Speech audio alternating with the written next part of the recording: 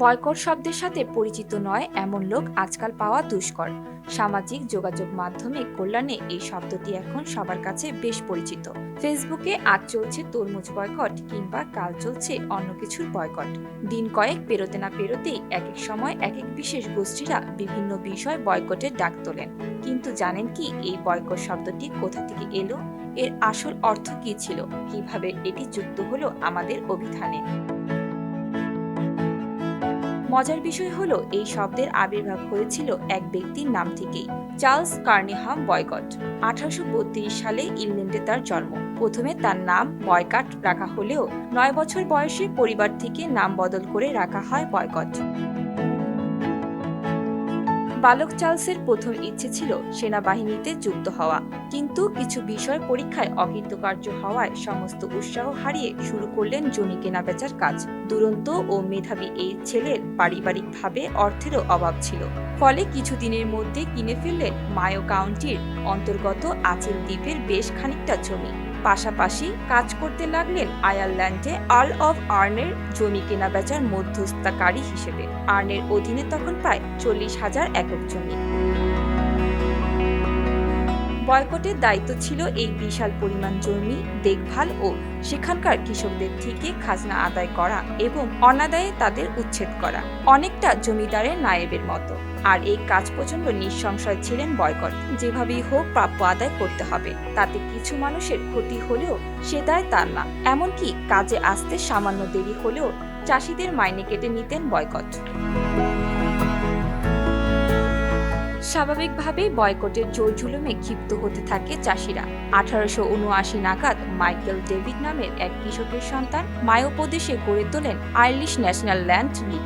খাজনা কমানো ও উচ্ছেদ বিরোধী আন্দোলনে সরগরম হয়ে ওঠে সমগ্র আয়ারল্যান্ড। পরের বছর কৃষকরা দাবি জানায় 25% খাজনা কমানোর, শেষ পর্যন্ত রফা হয় 10%। সেই অর্থ উদ্ধারের প্রবল অত্যাচার চালান বয়কট। উচ্ছেদ করা হয় বেশ কয়েকটি পরিবারকে। এই ঘটনায় পৌঁছায় সংসদ পর্যন্ত। সেই সময় সংসদের সদস্য ও ল্যান্ড লীগের পক্ষপাতী চার্লস স্টুয়ার্ট পার্নেল ঘোষণা করেন, এই রকম ব্যক্তিকে সব জায়গায় উপেক্ষা করা উচিত।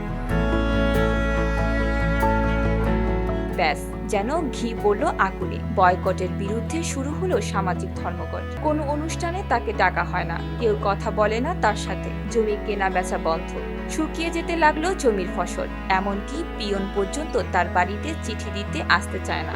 এ যেন সম্পূর্ণ একঘরে অবস্থা। দ্য টাইমসের পাতায় নিজের অসহায় অবস্থার কথা জানিয়ে খোলা চিঠি লিখলেন বয়কট। এগিয়ে এলেন বেলফাস্ট আর ডাবলিনের বন্ধুরা। ফসল কাটার জন্য 50 জন লোক পাঠানো হলো মায়োতে, আর তাদের নিরাপত্তার জন্য থাকলো 900 সহস্র সৈন্য। তাতে অবশ্য লাভ কিছু হয়নি বয়কটের। 350 পাউন্ডের ফসলের বদলে সৈন্যবাহিনীর জন্য তার খরচ হয়েছিল 10,000 পাউন্ড। আর এইসব ঘটনার ফলে শুধু আয়ারল্যান্ড নয়, ইংল্যান্ড সহ ইউরোপের বেশ কয়েকটি দেশে ছড়িয়ে পড়ে তার গল্প। খবরের কাগজের জন্ম হয় অসংখ্য হাঁটুরের। 19 শতকের শেষ দিকে ল্যান্ড লীগ ও পার্নেলের জনপ্রিয়তার ফলে সেখানেই জমিদার শ্রেণীরা অত্যাচার করত। সেখানেই নেওয়া হতে থাকে বয়কটের পদ্ধতি। তবে আজকের অর্থে বয়কট শব্দটি প্রয়োগ ঠিক কবে কিভাবে শুরু হলো বলা মুশকিল। অনেক গবেষকের মতে মায়োর গির্জায় পুরোহিত ফাদার বা ম্যালের মাধ্যমে জনপ্রিয়তা হয় বয়কটিং শব্দটি।